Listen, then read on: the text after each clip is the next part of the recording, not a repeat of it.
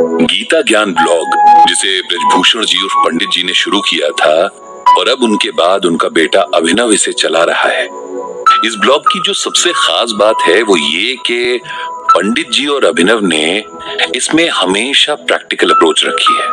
उन्होंने श्रीमद् भगवद गीता को आज के आम इंसान की जिंदगी और उसमें आने वाली सिचुएशन से जोड़ा है और इसी वजह से ये ब्लॉग हर एज ग्रुप के लोगों के बीच इतना पॉपुलर हो गया है। अभिनव की एक कोशिश होती है कि जितना हो सके नई जनरेशन तक गीता ज्ञान को पहुंचाया जा सके। इसके लिए वो उनके इंटरेस्ट के टॉपिक्स को भी अपने ब्लॉग में शामिल करता रहता है। ज्यादातर लोगों, खासकर यूथ को हमेशा ये शिकायत रहती है कि वे अपनी स्पिरिचुअल हेरिटेज से कनेक्ट नहीं कर पाते और इसीलिए इससे कतराते हैं। यही सब दिमाग में रखकर अभिनव कई तरह के एक्सपेरिमेंट्स करता है जिन्हें काफी अच्छा रिस्पॉन्स भी मिलता है। इस बात से अभिनव को एक बात तो क्लियर हो गई है कि अगर सही डायरेक्शन में एफर्ट्स किए जाएं तो ज्यादा से ज्यादा लोगों को गीता ज्ञान का फायदा पहुंचाया जा सकता है। गीता ज्ञान की अपनी नॉलेज को और बढ़ाने और गहराई से इसे समझने के लिए अभिनव अपना अच्छा खासा टाइम श्रीमद् भगवद गीता को पढ़ने के लिए देता है। पिछले कई महीनों से उसने अपने वीकेंड्स का फर्स्ट हाफ इसी काम के लिए रखा है। तो उसने एक लाइब्रेरी की मेंबरशिप ले रखी है जो वीकेंड्स को भी खुलती है और वहां जाकर वो गीता से जुड़ी बहुत सारी और किताबों को भी पढ़ता है, क्योंकि बहुत सारे स्कॉलर्स ने गीता की अलग अलग एक्सप्लेनेशंस दी हैं। इस तरह से अभिनव की समझ का दायरा बढ़ रहा है। ऐसे ही एक वीकेंड पर जब वो लाइब्रेरी के रिसेप्शन पर खड़ा होकर कुछ बुक्स के बारे में पूछ रहा था तो उसे अचानक वहां रस्तोगी अंकल दिखाई दे गए। रस्तोगी अंकल और उनकी फैमिली एक टाइम पर उनके पड़ोसी थे और बचपन में अभिनव उनके साथ खूब खेलता था।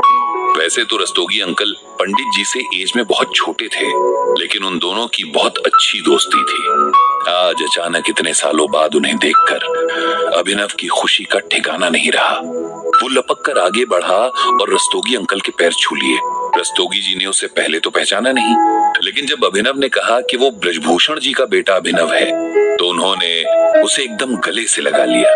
रस्तोगी जी को भी अभिनव से मिलने की बड़ी खुशी थी। पंडित जी के बारे में सुनकर उन्हें दुख हुआ, लेकिन इस बात की तसल्ली भी हुई कि उनके दोनों बच्चे वेल सेटल्ड हैं और अपनी फैमिलीज के साथ साथ अपनी माँ यानी सरला जी का भी अच्छा ख्याल रख रहे हैं। दरअसल कई साल पहले रस्तोगी जी ने अपने बिजनेस के कारण ये शहर छोड़ दिया और दिल्ली जाकर बस गए थे, लेकिन अब उनके दामाद की पोस्टिंग यहीं हो गई है और वो अपनी बेटी के पास कुछ टाइम के लिए रहने आए हैं।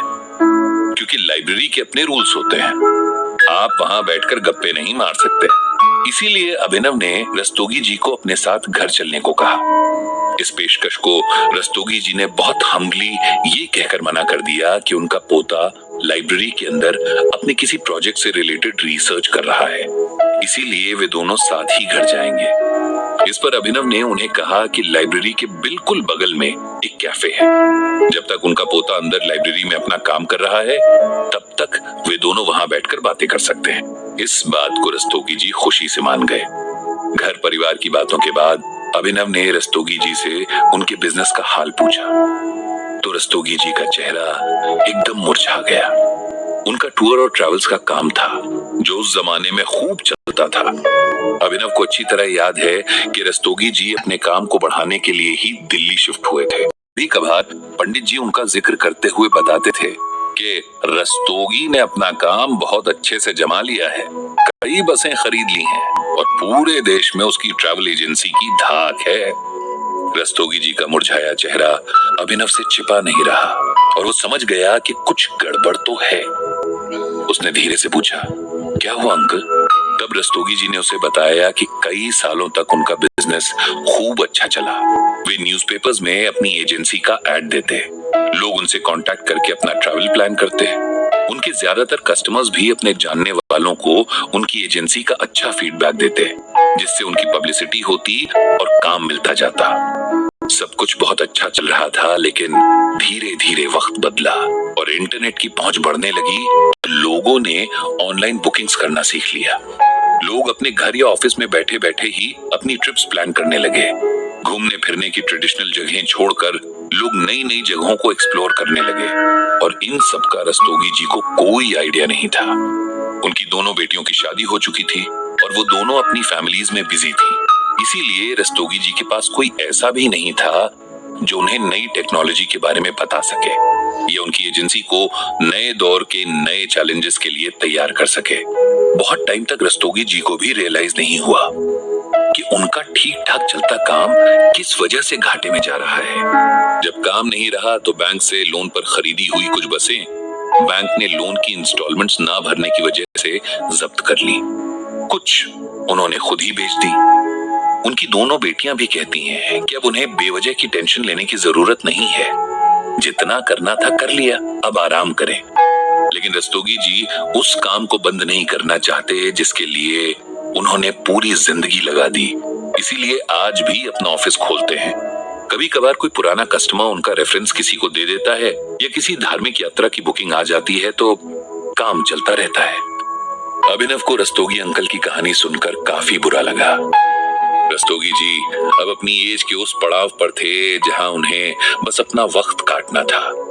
कुछ नया करने का ना उनमें जोश था, ना इच्छा थी और ना ही एनर्जी।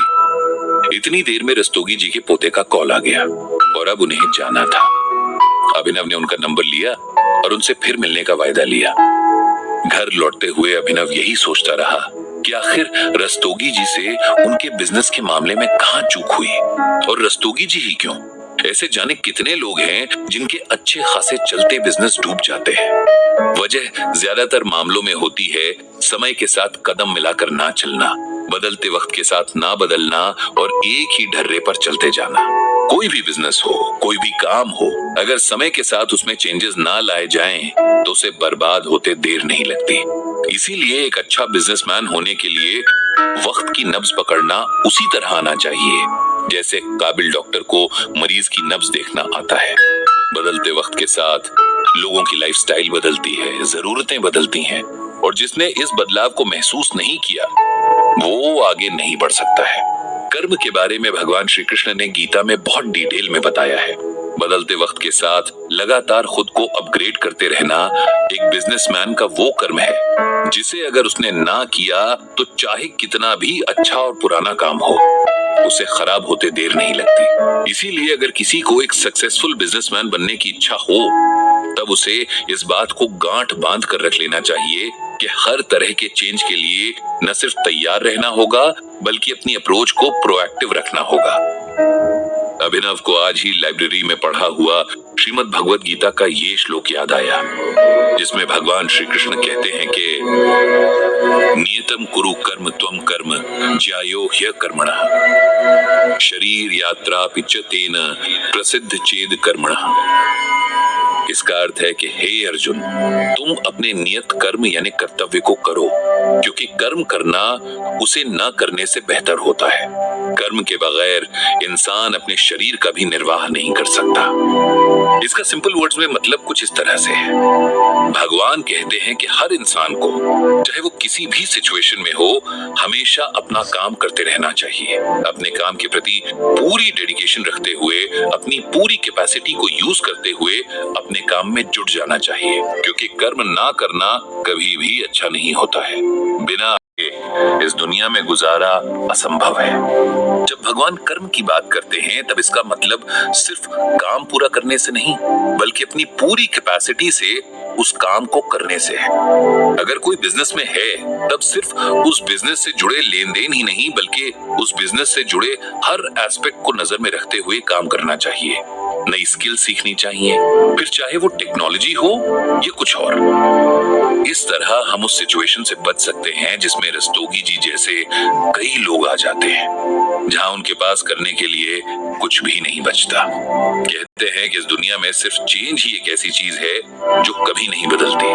मतलब ये कि चेंज हमेशा होता है। इसीलिए इतनी सिंपल सी बात को समझकर बिजनेस में आगे बढ़ा जाए तो हमेशा कामयाबी मिलेगी।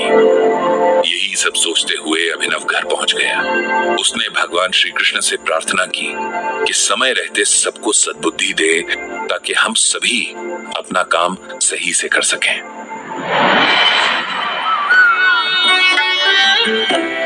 बिजनेस में आने वाले उतार चढ़ाव ही उसको सफल बनाने में सबसे ज्यादा मददगार साबित होते हैं।